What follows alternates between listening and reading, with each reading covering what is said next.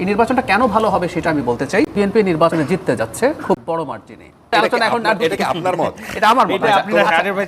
আচ্ছা, আমার অ্যাজাম্পশন হচ্ছে একটা ভয়ঙ্কর ডিজাস্টার হয়ে যেতে পারে বিরোধীদের। বিরোধী মানে আমি অলরেডি বিরোধী বলে ফেলছি। নির্বাচনী ডামাডোল যেটা, নির্বাচনী যুদ্ধ যেটা, সেটার মধ্যে ঢুকে গেছে আর কি দেশ। কিন্তু সেই জায়গায় এখনো কিছু মানুষ মানে আমাদেরকে প্রশ্ন করে, আপনাকেও নিশ্চয়ই এই প্রশ্নটা করে যে আসলে কি নির্বাচনটা হলে কি সুষ্ঠু হবে? 9 লাখ আইন শৃঙ্খলা বাহিনী, সশস্ত্র বাহিনী সহ যেই প্রশ্ন আছে, মানুষের মধ্যে শঙ্কা আছে, উদ্বেগ আছে, সেই জায়গায় কি আপনার এখনো মনে হয় যে এই নির্বাচন কমিশন সম্পূর্ণ প্রস্তুত? আজকের খবর হচ্ছে, একটু আগে যখন নিউজ পড়ছিলাম আমরা ওখানে দেখলাম যে বিভিন্ন জায়গায় 5-6টা জায়গায়, কুমিল্লা, সিরাজগঞ্জ, বিভিন্ন জায়গায় নির্বাচনী প্রতিপক্ষের সাথে মারধর এবং অনেক মানুষ আহত হয়েছে। আপনার মনে হচ্ছে যে একটা সুষ্ঠু, শান্তিপূর্ণ, গ্রহণযোগ্য নির্বাচনের জন্য দেশ প্রস্তুত? প্রথমত বলি, নির্বাচন হবে কি সেটার পরিমাণ অনেক কমে গেছে 25 ডিসেম্বরের পর থেকে, যেদিন তারেক রহমান দেশে ফিরেছেন। ইনফ্যাক্ট এটা কম বেশি করেছিল ওসমান হাদির হত্যাকাণ্ডের পর, এটা আবার একটু চড়েছিল 25। এবং ব্রিলিয়ান্ট জনাব তারেক রহমান ওই দিনই ঘোষণা করেছিলেন যে উনি ফেরত আসছেন। সেটা বেশ খানিকটা পরিস্থিতি শান্ত করে, আর উনি ফিরে আসার আগ পর্যন্ত সবাই আবার বলছে আদৌ কি আসবেন, আসলে দেখা যাবে। যখন চলে আসলেন সেদিন থেকে এটা কমলো, আর এখন আমাদের আলটিমেটলি সব প্রচারণা শুরু হয়ে গেছে। আমি মনে করি না এই প্রশ্নটা ইদানিং আমি আর খুব একটা ফেস করছি না। কিন্তু অন্য প্রশ্নটা, নির্বাচন কেমন হবে, গ্রহণযোগ্য নির্বাচন হবে কিনা, মানে ডক্টর ইউনূসের সাথে দ্বিমত করে উনি বাংলাদেশের ইতিহাসে শ্রেষ্ঠ নির্বাচন হবে বলছেন। এটা শ্রেষ্ঠ নির্বাচন হচ্ছে না ফর শিওর, কিন্তু নির্বাচন গ্রহণযোগ্য হবে।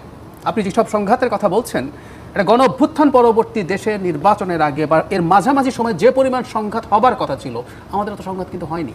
আমরা কেন যেন খুবই ইমপ্র্যাকটিক্যাল চিন্তা করি। ইমপ্র্যাকটিক্যাল চিন্তা করে লাভ নাই।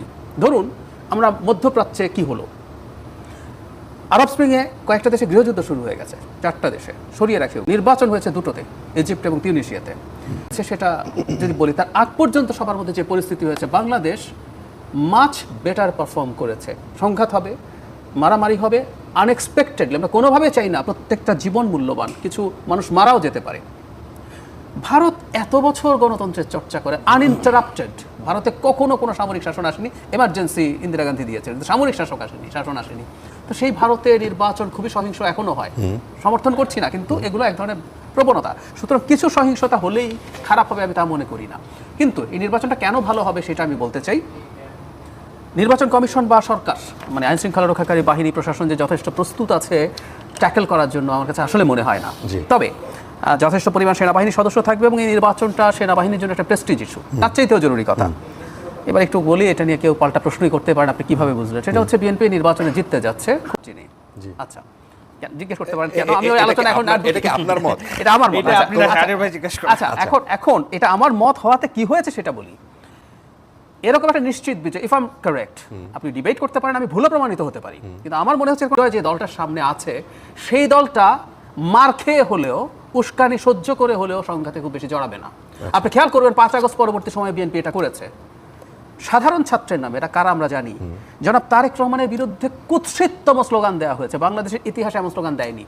ছাত্রদল আগের অবস্থা হলে ছাত্রদল এগুলোর বিরুদ্ধে দাঁড়িয়ে যেতে পারতো, সংঘাত হতে পারতো। আপনি দেখবেন এগুলো ছাড় দেওয়া হয়েছে এবং রাজশাহীতে তার ব্যানার ছেড়া, অনেক একদম তাই, অনেক ক্ষেত্রে মানে বিএনপির সে চাইলে করতে পারতো, কিন্তু ওই যে সে একটা নিশ্চিত বিজয় তার সামনে আছে, এটাকে সে কোনোভাবেই আসলে প্রশ্নবিদ্ধ করতে চায় বলে মনে হয় না। সেই কারণেই আমি মনে করি ইনকেপেবিলিটি আছে আইন শৃঙ্খলা রক্ষাকারী বাহিনীর, তারপরে নির্বাচন কমিশনের, কিন্তু বিএনপি সর্বোচ্চ সংযম দেখাবে এবং আমি আশা করি জামায়াতও সেই পরিমাণ সংযম তারা আসলে দেখানোর চেষ্টা করবেন, কারণ জামাত বিএনপির সাথে সমানে সমানে ফাইট করতে পারবে। আমি সংঘাতের প্রশ্নে বলছি।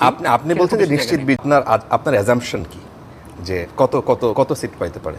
আচ্ছা, আমার অ্যাজাম্পশন হচ্ছে একটা ভয়ঙ্কর ডিজাস্টার পারে বিরোধীদের। বিরোধী মানে আমি অলরেডি বিরোধী বলে ফেলছি। কেন হতে পারে বলি। বাংলাদেশের নিয়ম হচ্ছে, এটা ভালো খারাপ ইজ এ ডিফারেন্ট ডিবেট, প্রবণতা বলছি। অনেক সিটে তো কিছু আছে নিশ্চিত সিট, জামাতের অল্প কিছু আছে, বিএনপির অনেক আছে, কিছু আছে সুইং ভোটার্স থাকে, তারা ডিসাইড করে, দুই পক্ষ বেশ কাছাকাছি। বাংলাদেশের প্রবণতা হচ্ছে, কখনো যদি জানা যায় বা শেষ মুহূর্তে জানা যায়, আগে হচ্ছে শেষ মুহূর্তে একটা ফ্লো তৈরি হতো যে এই দল ক্ষমতায় আসছে, এবার এটা অনেক আগে জানা গেছে। তাতে কি হয়, সুইং ভোটারদের প্রবণতা হচ্ছে সরকারি দলের এমপি নির্বাচন করা। ধরে নিলাম কোন একটা সিটে মনে করছেন সুইং ভোটাররা যে না, জামাতের প্রার্থী বিএনপির প্রার্থীর চাইতে বেটার মনে করছেন, কিন্তু উনি যদি বুঝে যান বিএনপি ক্ষমতায় আসছে, ওনার মনে হবে কি আমার জেতা পার্টির এমপি লাগবে, কারণ উনি আমার এলাকায় বেশি উন্নয়ন করতে পারবেন। আমরা এমপির কাছে কিন্তু উন্নয়ন চাই, এমপির কাছে উন্নয়ন চাওয়ার কথা ছিল না, ওইটা আরেক পলিসি ডিবেট, আমরা ওইদিকে যাচ্ছি না।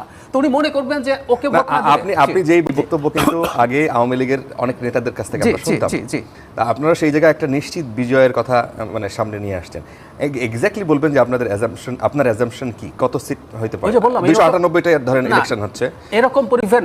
এখানে একটা প্রশ্ন আছে, বিএনপির স্বতন্ত্র আছে, জি। তো সম্ভবত 79টা সিটে আছে, জি। এর মধ্যে আবার ক্যান্ডিডেট বেশি, মানে মানে একাধিক বিদ্রোহী, সদস্য জি। আছে, বিদ্রোহী Right. যারা আছে এরা কিছু সিট পাবে, এবং দুইয়ের ফাইটে জামাত কিছু সিটে বাড়বে। তারপরে ইভেন বিএনপি 250-র কাছাকাছিও চলে যেতে পারে যদি ওই জোয়ারটা হয়। 250 ওই জোয়ারটা যদি হয়, আর তাহলে জামাত কত হবে? আর ওই জোয়ারটা যদি না হয়, ওই জোয়ারটা হয় বিএনপি 200 খুব কমফোর্টেবলি ক্রস করবে। আচ্ছা, তাহলে জামাত ওই জোয়ার যেটার কথা বললাম যে জেতা দলের এমপিকে নির্বাচিত করো, সেটা যদি হয় লিবারেলি, আমি যদি চিন্তা করি জামাত এনসিপি জোট 50 পর্যন্ত যেতেও পারে। 50 আর যদি ওই ফ্লোটা তৈরি হয়, তা আরো অনেক কম সিট পাওয়ার সম্ভাবনা আছে বলে আমার মনে হয়। আচ্ছা, তাহলে জামাত হবে বিরোধী দল, জামাত এনসিপি প্রধান জোট, বিরোধী দল জামাত হবে। এনসিপি জোট 50 সিটস পায় এই নির্বাচনে, এটা তাদের রাজনীতির জন্য খুবই পজিটিভ। অনেকে না মানে এই যে একটা হাইপ তুলছে, এই হাইপেরও কারণ আছে, এই হাইপটা তারা তুলছে ওই কারণে যারা সুইং ভোটার আছে তাকে এটা বোঝানো আমি কিন্তু ক্ষমতায় চলে যাবো, সুতরাং আমাকে ভোট দাও, রাইট। এই হাইপটা